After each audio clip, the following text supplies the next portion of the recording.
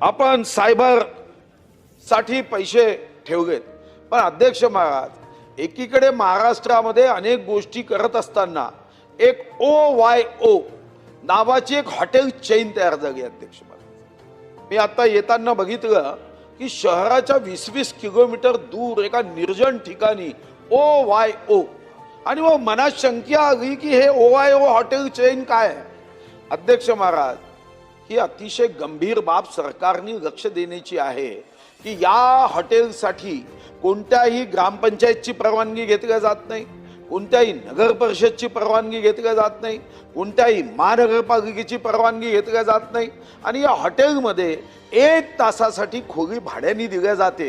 ही कशासाठी दिल्या जाते हा एक पोलीस विभागाच्या अभ्यासाचा विषय आहे की OYOच्या माध्यमातून जर 20-20 किलोमीटर मध्ये कोणीच प्रवासी जाऊन राहत नाही, हा प्रवासी तिथं गेला तर मग त्याचं अर्थशास्त्र कच्चा आहे, कारण जाण्या येण्याच्या टॅक्सीला इतका खर्च येतो, त्यापेक्षा शहरातल्या एखाद्या हॉटेलमध्ये राहणं हे जास्त परवडतं। पण OYO मध्ये जेव्हा जातो तेव्हा खरं तर संस्कृती रक्षकाचं सरकार आहे।